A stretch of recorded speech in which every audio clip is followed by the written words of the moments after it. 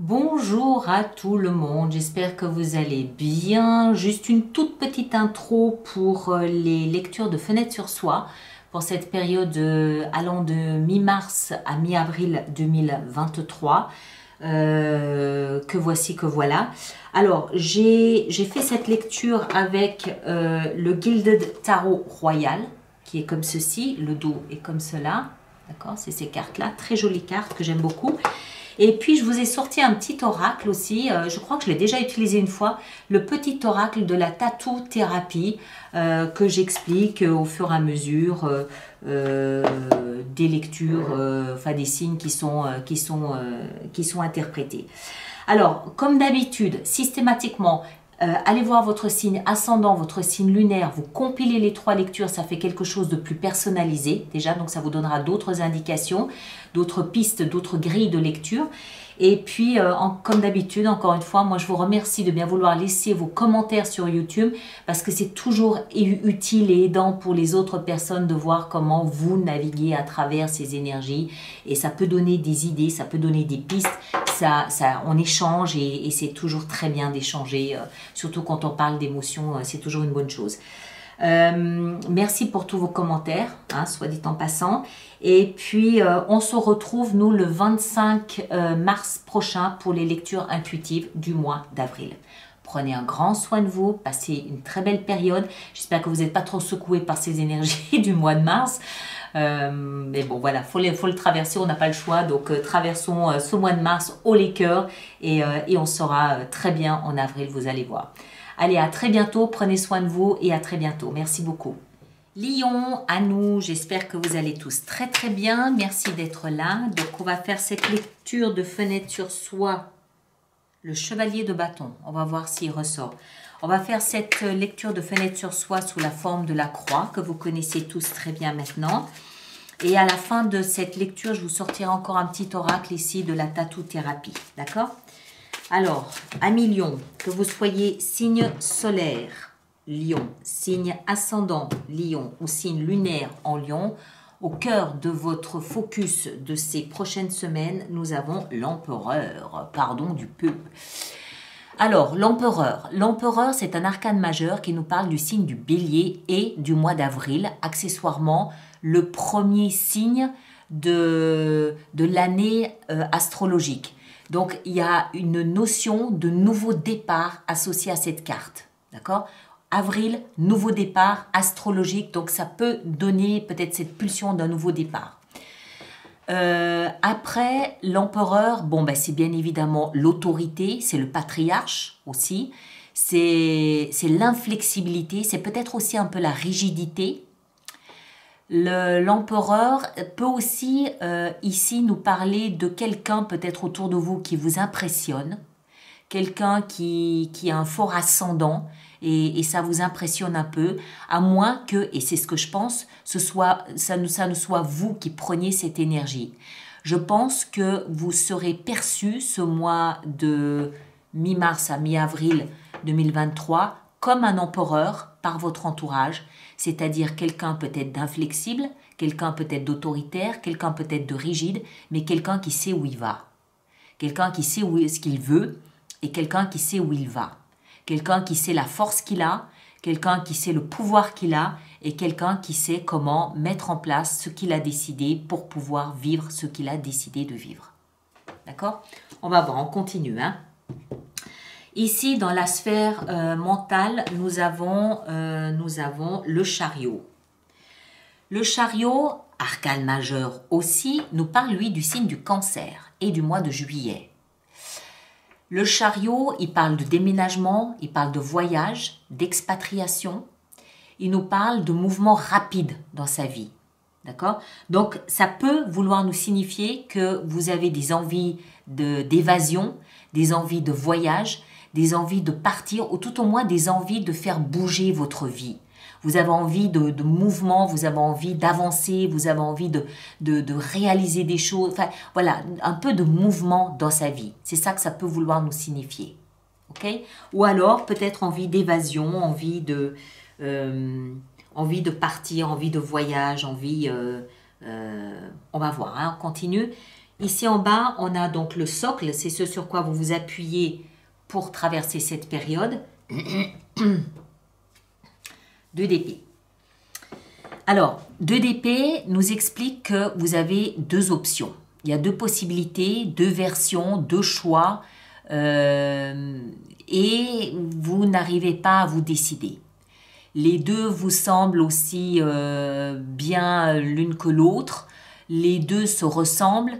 Vous n'arrivez pas à en valoriser une par rapport à l'autre. Alors, pourquoi? Parce que vous avez un bandeau sur les yeux. Vous ne voyez pas les faits tels qu'ils sont.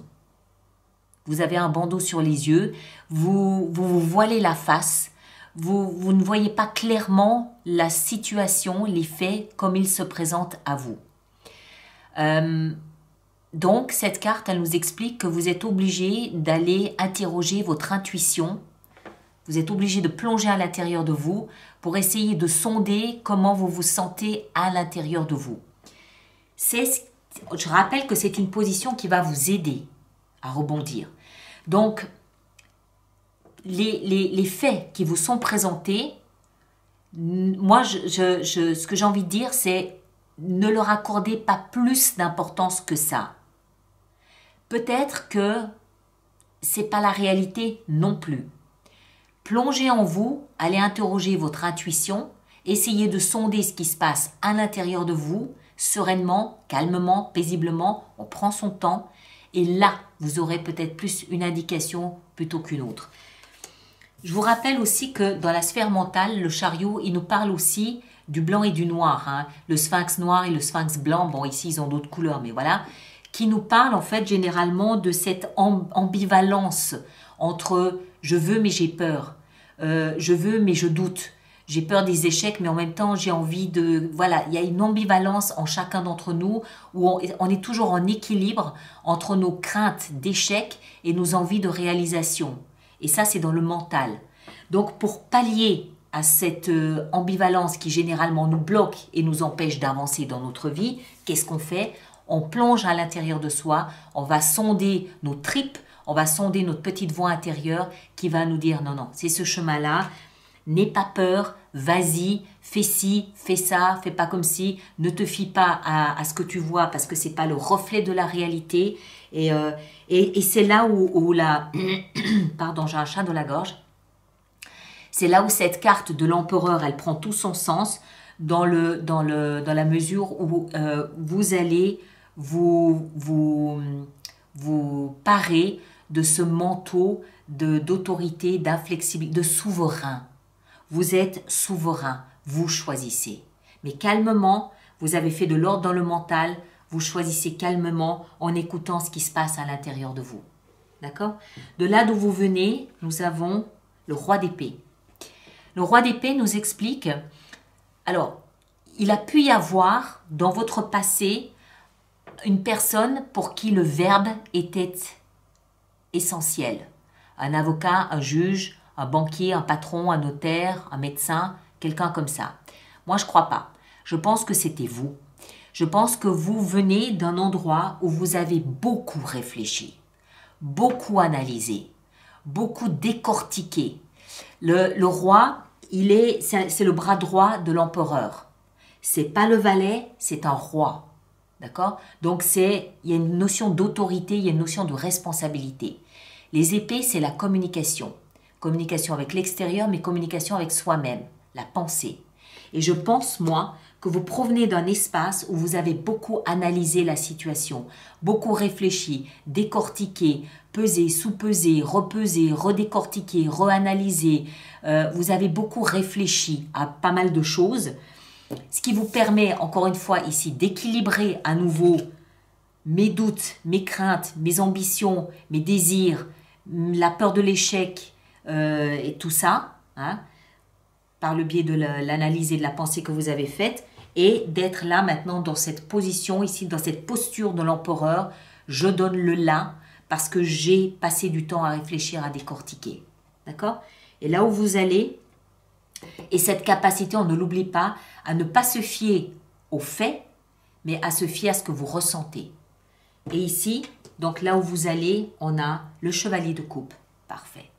Le chevalier de coupe nous explique que vous montez sur votre beau cheval blanc et vous allez parler des émotions que vous avez dans votre cœur à quelqu'un. Ça peut être un membre de la famille, ça peut être un ami, ça peut être un amoureux, une amoureuse. Ça peut aussi être « je vais réaliser quelque chose qui me tient à cœur ». J'ai une nouvelle vocation, je veux une nouvelle maison, je veux partir en voyage quelque part ailleurs. Le chevalier, il est dans l'action. Donc il y a une action, mais qui est connectée à ce qui se passe dans votre cœur. Donc, le fait d'analyser, de décortiquer, de vous fier à ce que vous ressentez, amène une émotion dans votre cœur. Et cette émotion, vous allez l'épandre là où il faut aller l'épandre. Ça peut être parler à quelqu'un de ce que vous ressentez pour cette personne. Ça peut être parler de vos désirs, de vos projets, de vos ambitions d'avenir professionnel peut-être aussi. Ça peut aussi tout simplement aller présenter des excuses à un membre de la famille, à un ami, à un collègue de travail parce que voilà, vous avez compris à travers... Pour moi, ici, il y a beaucoup d'analyse mentale. Il y a beaucoup d'analyse, il y a beaucoup d'introspection, il y a beaucoup de réflexion qui vous amènent à comprendre ce qu'il y a dans votre cœur et à aller parler de ce qu'il y a dans votre cœur. Vous ne le gardez pas pour vous, vous le partagez. D'accord? Alors, petit oracle ici maintenant pour vous. Alors, on va prendre quelque part par ici. On a les valeurs. Je vais vous le dire tout de suite. Les valeurs. Alors, prends garde à ne pas juger les gens ou leurs actions.